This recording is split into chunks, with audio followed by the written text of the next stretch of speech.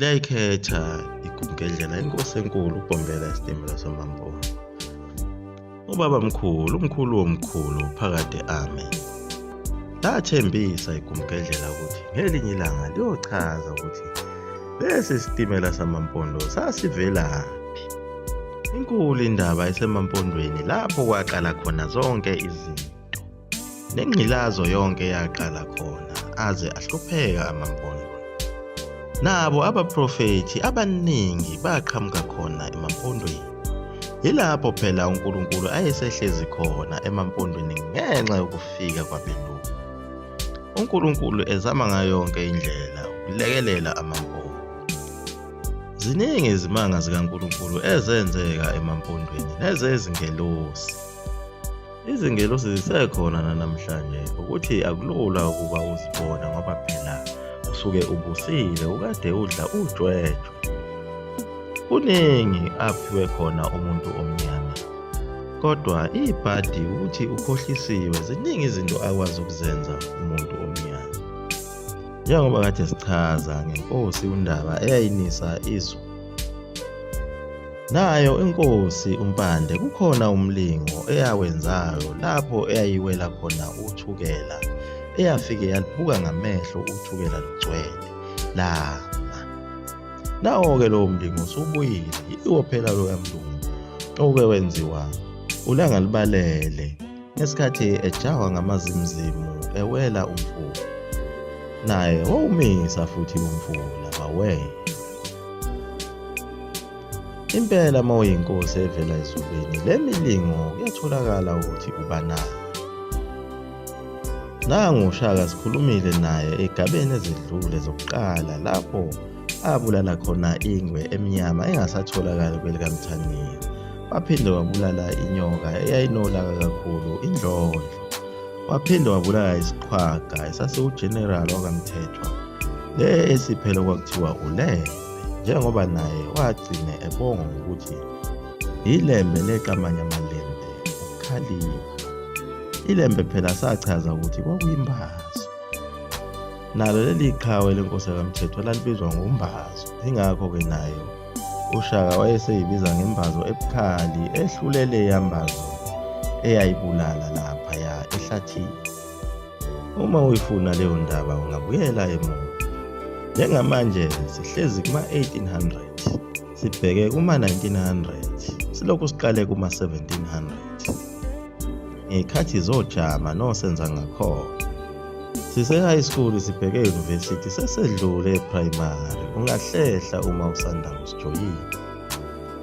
Isiyawuchitha-ke manje umuthi inkonyane. Njengoba lelingisi licuphe lolu gibe lalo liqhubeka libhala phansi amaphuzu alo eluzongena ngawo kwaZulu. Iwuchithe kanjani umuthi inkonyane? Iwuchitha ngaye uSihayo wakwaNgobese oyinkosi khona le kwelasenquthu obebekiwe phela inkosi uMpande ukuthi iqaphe abelungu. Emngceleni wathi kuye uSihayo, wena useyoba isinquthu sami, mina ngenkathi ngigade olwandle. Amakhosi akwaZulu phela ayihlakaniphe kakhulu ngoba nje babebeka bonke laba bantu babeba nemisebenzi yabo ethile ukugada imincele. Phela uSihayo lona wayenabafazi abaningi. Abafazi bakhe abancane bawela umngcele, bawelela esilungu. Bawela nje ngaphandle kwemvume nokwazisa umndeni. Lokhu ababeyokwenza laphana akwaziwa ukuthi kwakuyini. Kodwa wagcine kunezinsolo zokuthi sengathi basebelala nabasebenzi ababesebenza khona ngaphesheya esilungwini. Ngathi basebeqomile. Kodwa kwaphinde kwaba khona ezinye izinsolo noma okwakhulunywa yibona masebebanjiwe. Bathi bebeyosonta. Njengoba phela sikhulumile ukuthi amasonto ayengekho kwaZulu, kodwa ayesekhona ngale ngaphesheya kothukela eNatali. Le ndaba yabo kuze kube namhlanje aliyatholakali iqiniso layo, ngoba phela nakhona futhi lapho ezimishini kwakusuke kukhona namadoda akhona. wawugcine usumthola lowo bhodi wakho ozothandana naye khona esontweni. Manje akekho wazi ukuthi inkohlakalo yini eyenziwa yilabafazi okuyibona ababangela lenkonyane ukuba ichithe umuthi. Ingabe uzotholakala-phi obunye umuthi wokulapha izinkomo njengoba inkonyane sewuchithile? Bakwenza konke lokhu njena amadodana ayo inkosi kaSihayo, omehlo kaZulu nomkhumbi kaZulu bayayibona yonke lento yenzeka. Lapho ichegwe loSihayo linganake nakunaka, amadodana kaSihayo yawadina kakhulu lento ayewabamba lamakhosikazi. Ajeziswa ngesikhulu isihluku aphethwa ngokuthi abulawe. Lezo ndaba zawela zaze zafika khona ngaphesheya kwelamangisi ukuthi sesizobulawa indlala, laba kade besondla ngocansi abasekho emhlabeni. Kwabuzakala ukuthi ngabe babulawe ubani kanjani. Kwatholakala ukuthi amadodana kaSihayo athukuthelwa ngamanzi amangisi. Lokho kwase kufakwa emqulwini wamacala. Wajabula wafa uP44. Uma ethola lokho vele ufuna amaphuzu ongena kwaZulu. Wabona leli iphuzu linesisindo esihle kakhulu ukuthi angene ngalo kwaZulu afake uZulu amacala ukuze ezokwazi ukudla lelizwe lakwaZulu. Wayigcwalisa kahle lencwadi yakhe kuba ithumele kuso isilo Kacetshwayo. Wabhala ngisho nezinhlawulo zawo onke lamacala awenzileyo uKacetshwayo. Enye yalezi zinhlawulo kwakuyinhlawulo endala yalabelungu esike sakhuluma ngawo abathunjwayo uZulu ababeqe umngcele, ababekhanda umgwaqo owawusuka eMsunduze uyowuthukela. Inhlawulo yakhona kwakuyinkomo eziyikhulu okufanele ikhishwe isilo uKacetshwayo. Bese kuba inhlawulo yamadodana kaSihayo ngokubulala izintombi zabo. Leyo nhlawulo leyo kwakufanele ibe izinkomo ezingamakhulu 500. Sezizonke lezi nkomo okusho ukuthi zazo-600.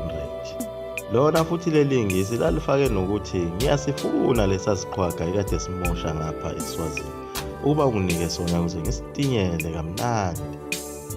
Ngenze engithandayo ngaso ngigcine ngisibulele. Umbilini phela kaMswati wayekufakile nakho lokho ukuthi onke amabutho ngifuna uwavale kanye nazo zonke izikhali zakho. Phela sokhumbula ukuthi kwaZulu ngisho ibhamu lezi zasezikhona sikhulumile ngaye uJantoni oyena wayidayisele uZulu isibhamu. Nangaye udabula amanzi esikhulume ngaye omfowabo wesilo Kacetshwayo wayeshaya inhlamvu ngendlela eyayisimangaliso. Wayesatshwa kakhulu nayiwa amabhulu namangisi indlela ayedubula ngayo ababembiza ngokuthi uMarksman ngoba umaka wayewushaya ngqo. Leli ngisi laselipende inqwaba yamacala nemithetho ayisicefe layishayela uZulu. Sanikezwa isilo uZulu lencwadi. Sabe sesibekelwa umnqamulajuqu wosuku okufanele sibe sesiqedile sakhokha senza konke sikhokha lezi nkomo silethe naye umbilini kaMswati sivale namabutho. Isilo Kacetshwayo sasinikezwe izinsuku ezingama-30 ukuba siqede yonke lento. Labelungu phela base bephethe konke ngoba phela ibona ababenenkantolo yabo enkulu ephethe isizwe sabantu abamnyama kanye nawo wonke umthetho ababewubhalile abazokugweba ngawo. Njengoba namhlanje sisagwetshwa ngawo lowo mthetho, sikuchazile futhi nalowo ukuthi umthetho osebenzayo ilona kuthiwa i-Roman Dutch law, okuyiyona esigwetshwa ngayo siyisizwe sase-Afrika. Mthetho yaseRoma lena ethi uma uganwe ngabafazi abaningi abathi uyaphinga, ngoba ngokolimi lakhona uyaphinga eRome uma unomfazi ongaphezulu koyena. Sangena kanjalo isilo uJinindi omnyama uKacetshwayo ogibeni laleli ngisi. Asazi isilo sizokwenza njani njengoba nawo uZulu uhlukene phakathi unoZulu wasesilungwini. iyaguqa lapho igumgedlela umzukulo wamafutha omphofu phakathi.